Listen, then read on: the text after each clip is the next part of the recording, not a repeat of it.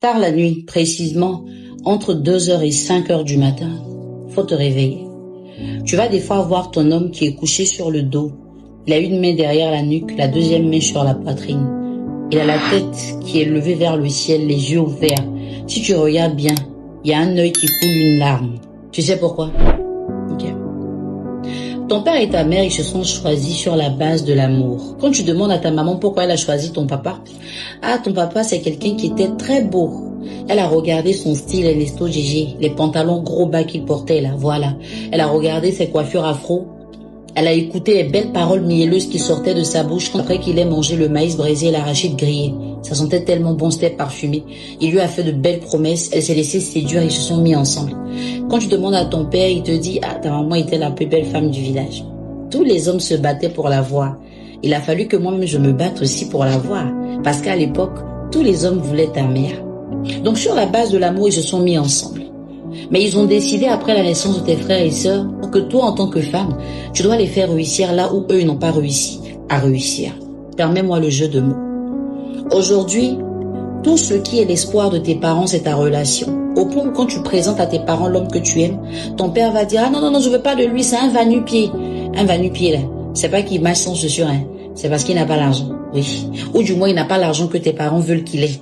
L'argent qu'eux-mêmes, ils n'ont pas. Quand ton chéri n'a pas cet argent, c'est un problème. Mais si tu ramènes quelqu'un qui est friqué, on cherche même pas à savoir qu'est-ce qu'il fait comme activité. Bon, on comprend. Vous autres là, vous êtes très occupés. Sinon, j'ai bien reçu l'argent. Ils ont même commencé à nettoyer les champs là-bas. Donc, je disais à ta femme, et ça, même si tu es sa petite amie, on t'appelle sa femme, parce qu'il a l'argent. Et toi, tu vis aujourd'hui dans une pression où tu mets de côté tes sentiments et tu mets en avant les calculs.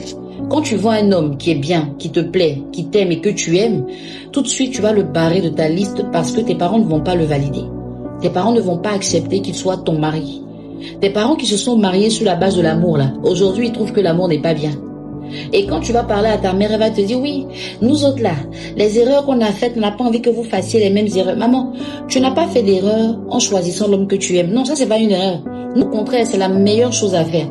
L'erreur que tous les deux vous avez commise, c'est d'être resté au même niveau financier depuis votre jeunesse jusqu'à l'âge où vos enfants peuvent se marier. Sinon, vous choisir par amour là, ce n'est pas une erreur. C'est parce que vous vous aimez encore même que vous vous tenez la main. C'est pour ça que tout le monde est fier de vous quand vous va au quartier. Mais c'est vous qui aurez dû changer votre situation. C'est pas vos enfants qui doivent vous faire réussir. Aujourd'hui, vous mettez la pression à vos filles.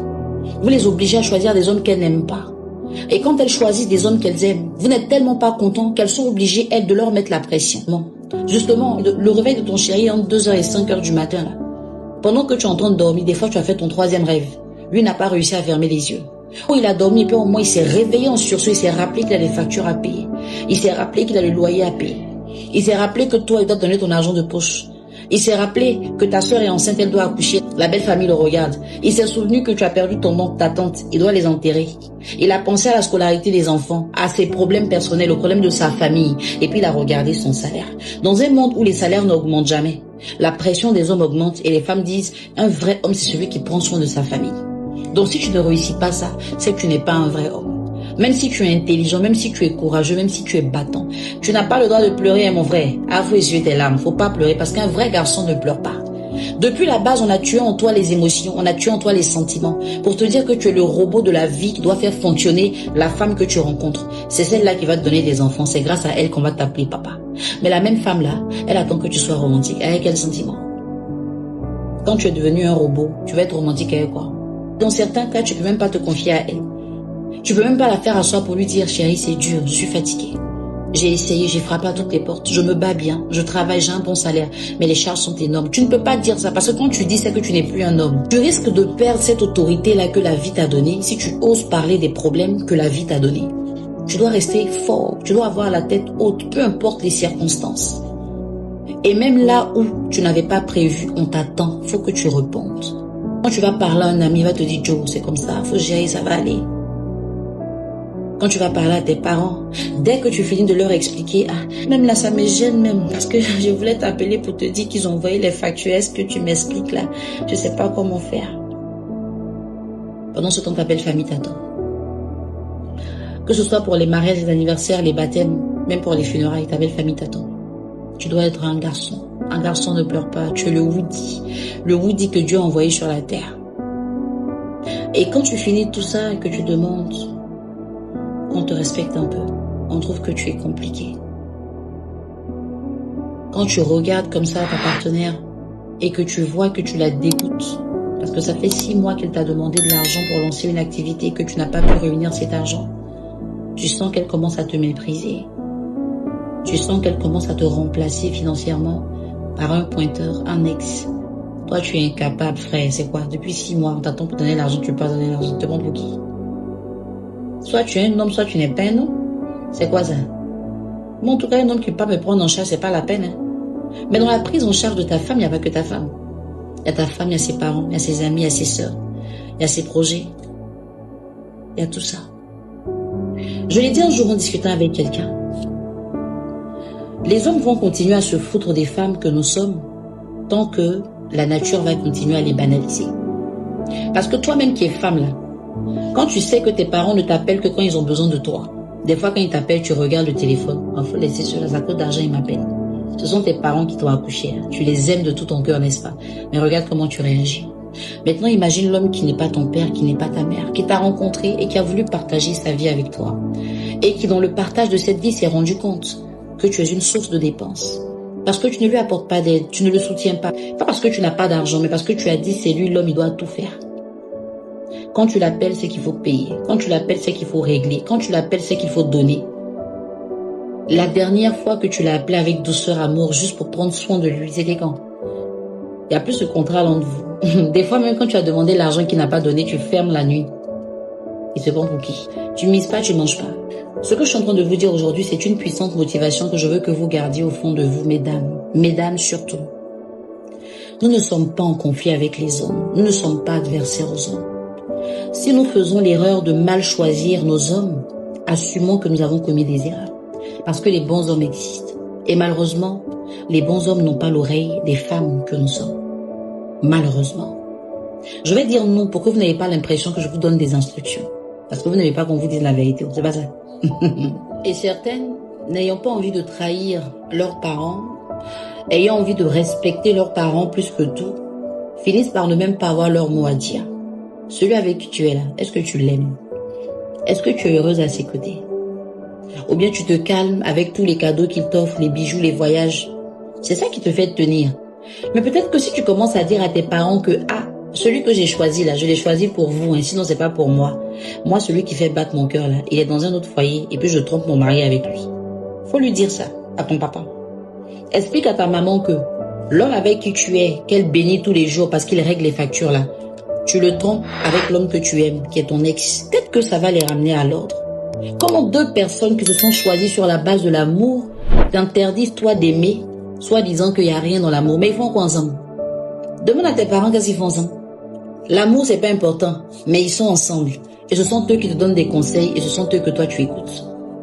Si tu as commencé à être dans une situation où tu n'arrives pas à dire la vérité à tes parents, tu n'es pas une femme.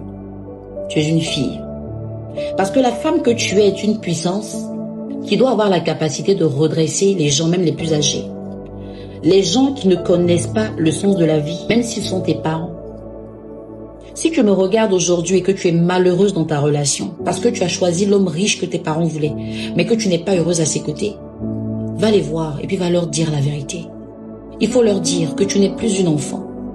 Ils veulent que tu t'occupes d'eux, non? C'est pour ça qu'ils t'ont mis à l'école.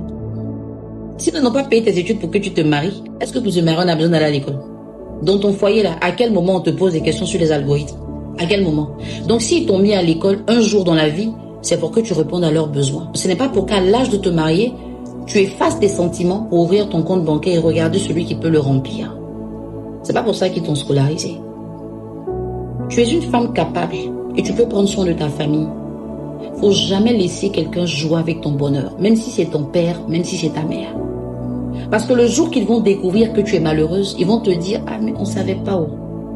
Ah, fallait nous dire. » Parce qu'ils ne vont pas vouloir prendre la responsabilité du fait qu'ils t'aient poussé dans les bras de quelqu'un que tu ne voulais pas à cause de leur bonheur. Certains parents font du chantage émotionnel, du chantage affectif à leurs enfants.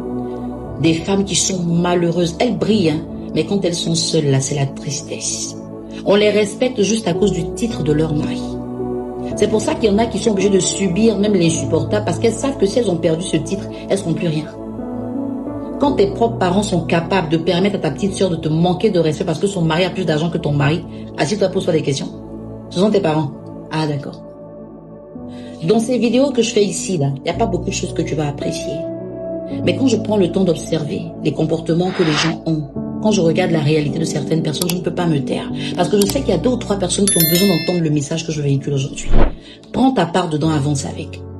Si tu es heureuse dans ta relation, c'est parfait. L'homme que tu as épousé là, ce n'est pas un robot. Des fois, il faut l'écouter. Il faut le regarder. Des fois, tu dis à ta copine, mon chéri, se confie pas à moi, mais tu n'es pas une sécurité pour lui. Il n'a qu'à venir te dire qu'il n'a pas d'argent pour que tu commences à lui manquer de respect. Il n'a qu'à venir te dire, ah, vraiment, c'est chaud, pour que tu dises que, ah, moi, c'est pas pour ça, il était marié. Hein. Il a peur de la réalité. Parce que depuis son enfance, on lui a dit que son pouvoir réside dans le fait d'avoir les moyens. Parce que c'est grâce aux moyens qu'il aura une femme, qui est toi. Et c'est grâce à l'argent qu'il va te donner que vous aurez des enfants. Imagine si on enlève l'argent entre vous. Il lui reste quoi? Rien. Donc même quand c'est chaud, il se tait. Il y a des hommes qui sont devenus des braqueurs juste pour ne pas perdre leur femme. Il y a des hommes qui sont entrés dans de fausses affaires juste pour sécuriser leur famille. Aujourd'hui, ils sont où? Entre 4 murs, derrière les barreaux. La femme a refait sa vie, les enfants sont ailleurs. Et c'est eux qui prennent les pots cassés. Et puis je te dis, ne cours pas pour aller écrire ta part de souffrance. On n'est pas en train de parler de toi aujourd'hui, on parle de la souffrance des hommes. Quand on parlera de ta souffrance, il n'y a pas de souci, tu pourras témoigner. Je veux que tu sois la femme d'exception qui est capable de dire trop c'est trop. C'est quoi? Lui aussi, il a droit à faire une pause. Je suis une aide dans la vie de mon homme. Je ne peux pas le soulever, mais je peux le soutenir. Je peux l'écouter, je peux le comprendre, je peux le rassurer pour qu'il me fasse confiance et qu'il n'ait pas honte de me parler. Des fois, un simple mot, une simple larme coulée devant toi, c'est puissant pour lui, ça le libère. À ton avis, pourquoi il attend quand tu dors pour faire ça? Pourtant, tu es sa côte, non? Pourtant, tu es son aide. Vous êtes censés être complices, partenaires, soudés. Mais comment ton complice peut même pas pleurer devant toi? Comment ton complice peut même pas te dire qu'il n'a pas d'argent? Comment ton complice peut même pas te dire que moralement ça ne va pas? Et toi, tu penses que tu es sa côte? Non, tu n'es pas sa côte. Le rôle que Dieu t'a donné dans sa vie, là, tu n'as pas encore commencé à le jouer. Faut te réveiller, ma chérie. La vie, là, il n'y a pas de deux. On vit pas au brouillon pour mettre après la vie au propre. Tes parents ont eu le temps de faire leur vie. Le rôle qu'ils doivent jouer dans la tienne, c'est de t'orienter à travers des conseils. Papa, j'aime ce monsieur, c'est un mécanicien. Ton père doit être capable de te dire, ok, comme ton chéri est mécanicien, il faut le soutenir. Donne-lui des idées pour qu'il quitte le garage où il est pour avoir son propre garage. Et comme tu as étudié, tu peux devenir la comptable de son entreprise. Voici comment vous allez vous débrouiller pour demain avoir les moyens de prendre soin de vos enfants. Que ton père regarde ton mari mécanicien et qu'il dise, mon fils, ça va au travail.